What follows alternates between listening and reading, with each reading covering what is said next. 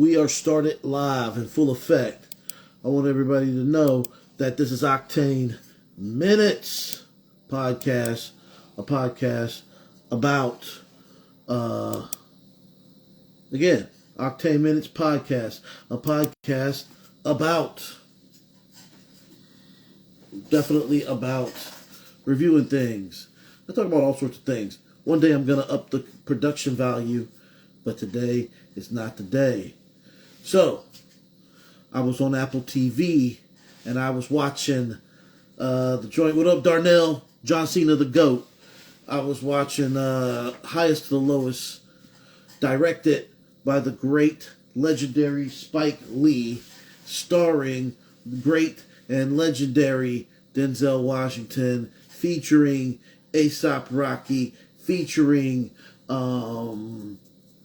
Princess Nokia, her fine ass, featuring Ice Spice, and the guy who played Basquiat, he was in it, and they had Basquiat paintings in it, among other people in the movie. Anyway, so more or less, what's it? Who else is in it? The Allstate Mayhem Man, he's in that joint. Who else is it? A lot of people, a lot of gang people in it. But it was a good movie, man. It was exclusively on Apple TV. Shout out to my brother. He got the subscription because I ain't paying for it. But I got to go and I got to hang out with him and I got to watch it because I was always interested in it. Before we get into the movie, how y'all been? I've been all right. Just wrestling, doing my thing. Get ready to start expanding out the South, helping promote state line wrestling. And I'm going to be doing another podcast once I up my production value. I'm going to do another podcast called Wrestlers Telling Lies. And I might change the format of this show if I can get some rapper interviews. I might do some rapper interviews, you know what I'm saying? Not just with my Saba Sun crew and fam, but I'm going to kind of reach out to other cats that I like. If I'm interested in your music, I'm going to listen to your album. We're going to talk about your album. And that's going to be a funky good time. Anywho. So, matter of fact, you know what? We can talk about some other things. And I'm doing art. Working on some pieces. But anyway, aside from that, we'll get into that whenever we do a formatted show like that. We might do a thing where I'm talking on things. Perspective Prime in the house. What up? Peace. Anyway, so it starts off in New York. Big New York. Of course, everything in the Spike Lee universe, aside from the one or two movies, takes place in New York City. Everything is in Brooklyn. So it is Denzel's Washington. There's this man named King. He's a big music exec. He has the golden ears. Everything. He knows what's good. He can tell you what's good and tell you why it's good. So he's on the phone trying to make a big deal. And the money is peace, God, peace. And the money is coming in and rolling in. And his life is good. Life is great. The wife is fine. The money is big. The label is doing good. Matter of fact, it's so good that it's preparing itself for a big sell. They're getting ready to make a big move to the corporate higher ups, and he's in a dilemma. He's like, whether I'm really a guy that wants to be about the music, even though I had the blessing of becoming a great mogul and putting the blessings of other people's talent on the biggest stage of them all in New York City. So while he's doing that, his son, also Rick Fox. So there's a Rick Fox little cameo, which is awesome. Shout out to the Laker Rick Fox. Anywho, so his son and his best friend's son, they go to a basketball camp together, and they're going out here and they're doing their thing. And there's going to be spoilers, so if you don't want any spoilers, you know what I'm saying, you can go and I'll go ahead and spoil it for you. But it's going to be spoilers anyway. So him and his son are at this basketball camp, and while they're at the camp, Denzel's character is just like, I don't know if I want my company belonging to the big corporate entities, you know what I'm saying? Um, so he's like, well, you got to do something with this money. You gonna get this money or not get this money? But things are moving fast, and there's not much money left in this music shit. So he's in that dilemma, and during that dilemma, he deals with getting a mysterious phone call, and he says, "Oh, my son's been kidnapped." Right? So of course it throws everybody in a panic because you don't want your loved ones to be harmed and put in harm's way and all of that jazz. So long story short, short story long. They make their demands. They want some money. They want $17 million. So they're saying, okay, well, let's try to locate my kid before the demands really get crazy. So in the movie, during the basketball scene, there's a scene where the kids are playing. One kid's wearing a headband. Yeah, Clocker's fire. That's a fire movie. Yeah, Spike Lee's had some joints on him. Clocker's one of the dope ones. I like Clocker's Do the Right Thing. Jungle Fever. Yeah. Oh yeah, Mo Better. But yeah, so the kids are playing, and one has a headband. He snatches his friend's headband. He puts it on. So during this, they get the one kid, King gets his kid back, but his friend's son gets kidnapped by accident. They kidnap the wrong kid. And then it puts a strain on the relationship because then it goes into a thing where it's like, okay, well, I have this fortune. I'm trying to buy my company back. And it's going to cost me an upwards of $17.5 million to get this boy back. Which is like my son, but not my son. That's what he said. So he was in a ruin, and the other guy's like, his friend's like begging and pleading, like, please bring my son back. Do what you got to do, man. I'll do what I can. So eventually, Denzel's character breaks down and says, you know what? Life is more precious than the money. I could get more money. All right, I'll do it. So they go, and he puts himself in harm's way. And it's the thing about the movie. It's cool and it's straightforward, which I liked. The one thing also, because I'm going to stop and just do some analysis here and there, because I want to go a good little minute on these things. A lot of clips. Anyway, so the good thing about this is in Denzel's character. At this point, because Denzel, that's how you pronounce his real name, is Denzel.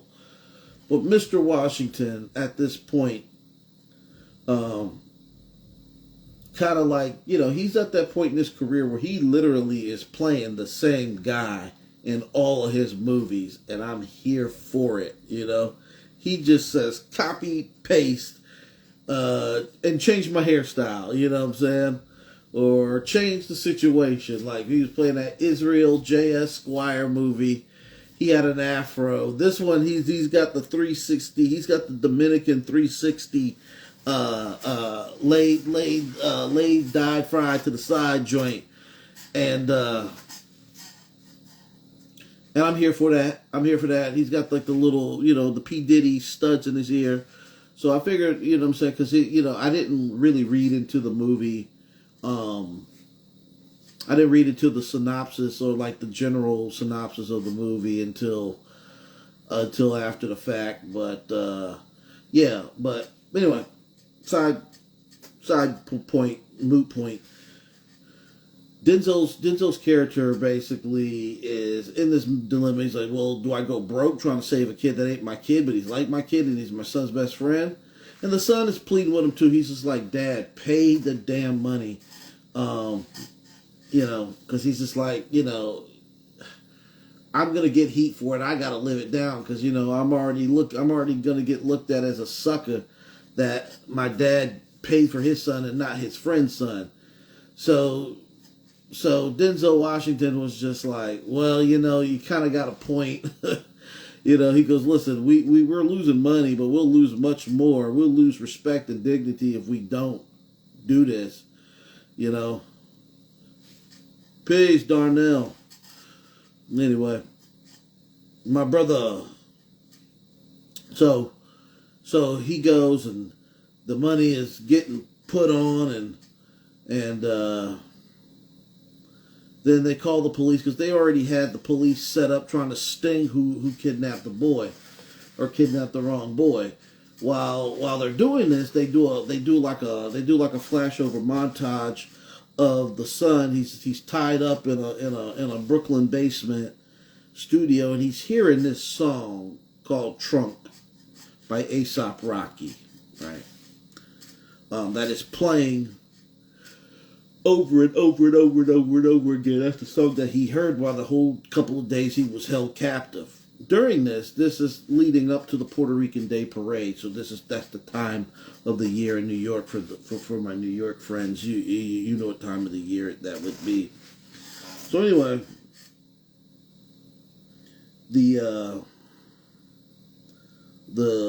top issues of it is that like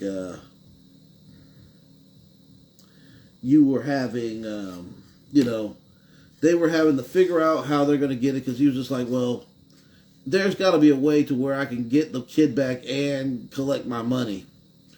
So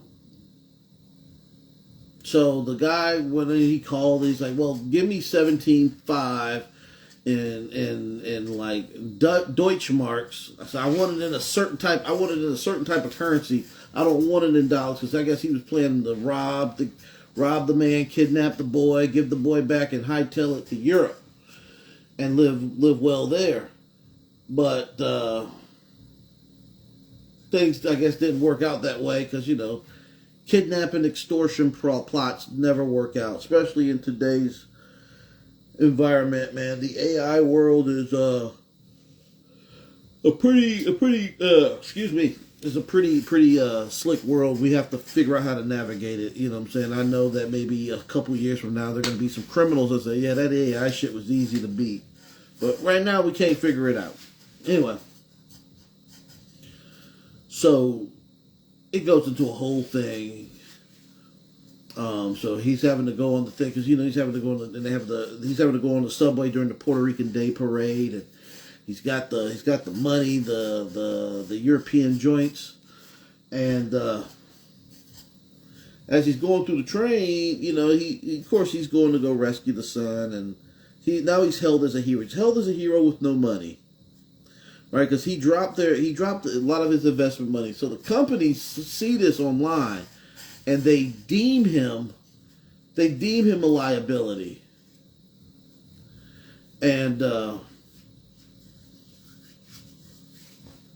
so they deem him a liability, but the hood loves him because now he is the Black Panther. He is a superhero. He saved a life. He put his life on the line for, money is the lifeblood. He put his tools on the line to save this kid. And then the kid is still shocked and awe and PTSD'd out because he was kidnapped, accosted, and beaten. When they drop the money, they have a network of guys that are moving the money around. And then they leave him in a park somewhere near Yankee Stadium with the Puerto Rican flag in his hand. He's all beat up and disheveled and disoriented. And the young man had to spend some time in the hospital, maybe because he was malnourished and dehydrated, his blood pressure high, he's traumatized, cuts and bruises. So, with that being said, they're trying to figure out, who did what. So the kid kind of halfway described the song. And while Denzel Washington is trying to figure out how he's going to get the rest of his money back, he's playing something. He goes, oh yeah, this is the hot playlist my son's got on. And he hears the song by A$AP Rocky. Boom. A$AP Rocky's in the movie, by the way. If I ain't say that already. But he plays a guy named Young Felon. And Young Felon is basically a stan. He's an idiot and he's a stan. He's been wanting to, be a rap superstar, and he's been trying to get at David King for the longest time. He stalked his page. He followed his podcast, listened to his podcast. He stalked him to whatever restaurant they were, just so he could get an opportunity to be a star. He owes it to me. Why isn't he giving me attention? He was a Stan at the end of the day, the villain. But he ended up taking $17 million. And also on the side note, this movie was, because this is the other thing that Spike Lee's been doing, which I love and I appreciate. Of course, when you are a film student, a film director, you also have knowledge of other movies. Spike Lee basically has been getting inspiration from movies, and like this was like an old Japanese movie, also named Highest to Lowest, and it's about ransom. Same concept. Because he also did Old Boy, and he did what else? He did Sweet Blood of Jesus, which is also Ganja and Hesh, which had a conscious political message in the 70s, but then they edited it, made it shitty, and called it Scream, Blackula Scream. But anyway, Spike Lee has been doing a lot of homages to film. You know, I think that was really, since he got out of the kind of the Hollywood system, making movies, and he's just doing movies and selling them, he can make homages, which I appreciate. I'm quite a film buff myself. But it was an old Japanese samurai movie that he basically was doing an homage to or copying. I'm not gonna say copying, and I don't mean it like that, but I mean it in a way, in the nicest way. So while he's trying to figure out his money, he goes and he finds out, and he goes to see his baby mama. And of course, the character that's A$AP Rocky's name is Young Fella, and his baby mama is Princess Nokia. Fine ass Princess Nokia. Who dropped some classic banger albums. She was the one that made that, and then she started doing pop stuff, and she did that move. She did that one song called "I Like Him and Him and Him." She like all the men. She's boy crazy. Beautiful Afro Latino woman. If you aren't a fan of Princess Nokia, go look her up. If you're a man, go look her up. She's beautiful. Beautiful, beautiful. Can't say it enough. Very beautiful woman.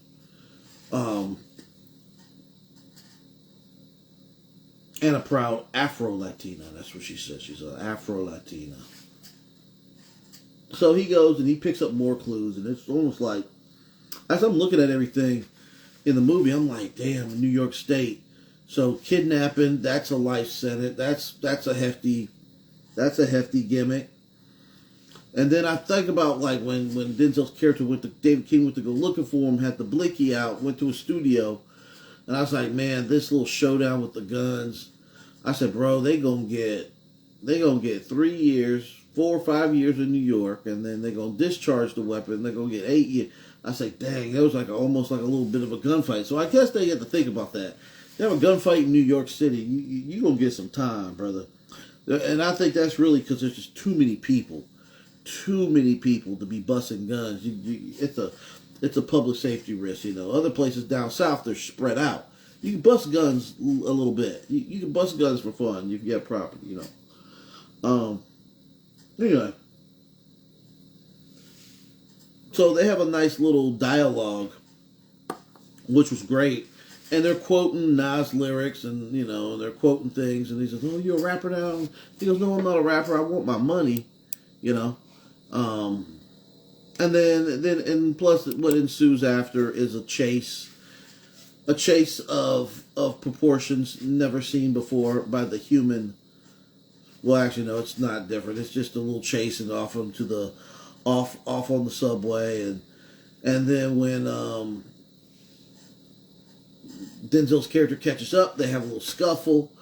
And A$AP Rocky's character was just like, let me go, let me fall, let me die. He said, nah, boy. He showed him mercy. He goes, man, nah, boy. I'm gonna beat your ass. Your father ain't in your life. He pulled him up and they fought a little bit. And Denzel beat him down, knocked him out, stomped him out a little bit. You know what I'm saying? And then, of course, you know, young fella goes to jail, is facing trial, and is facing some years. He goes, how long he got? You know, when they go to a court scene. He goes, yeah, we're going to give him 25 years. He goes, for what he put me through in my life, it probably ain't nearly long enough for him. Little cocky shit. So, all in all, in the situation, they're in prison, and young fella wants to see David King one more time, and he's talking. He's just like, well, ever since this whole little court case thing, I've been the hottest artist on the planet, and I'm gonna give you an opportunity to sign me. And they're talking a little bit, and Denzel says, I decline. I'm gonna start a new label and just care only about the music. I ain't gonna be chasing no bags. I just want to put out good music like I originally intend to. And then a fight broke out, and he says, I'm not gonna sign you, man. You know, you have a good life. And of course, the stand blows up, and he's mad and he's angry. You know what I'm saying? You know, he had an outlet, but he still had undirected, unmitigated rage that he needed to work out through his system. Overall, though, great movie. At the end, there was a singing montage. Another little beautiful woman gets up in there and sings. She goes by Sula, and I always loved it. You meet a woman with the name Sula, you know she gonna be fine. She got a fine lady name. I ain't never seen an ugly girl named Sula, and I never will. But some girls just be fine because they have pretty names, so they just grow into their names. But yeah, cool movie, man. Apple did their thing. They put their ankle in it a little bit. The streaming era is cool. I suggest you watch it if you have an account for that. If you want to spend a couple of dollars, you know what I'm saying? Because Netflix is getting a little expensive, but, whatever. But, yeah. Shout out to the Summer Sun group chat. I got albums for sale, of course, brought to you by different various albums. I got Righteous Killers, the Maison de Funk, edition that's still floating around. I got 3 copies of these Maison de Funk reprint editions. I got White Tiger Wars, which is a concept album, and I've got the follow-up to it. Also, I got the follow-up to it, Silver Fox Caesar. That's the joint right there with the white tigers. You know what I'm saying? With the patented parental advisory, the branding, explosive language content. I'm gonna make some hats for that shit. Anyway, it's been good talking to y'all. Really is. This is the visual, and there is an audio version coming with a little bit of sound on the end, and one of the exclusives from my upcoming album, Poison Hand. So enjoy that. And I will talk to you soon. Peace.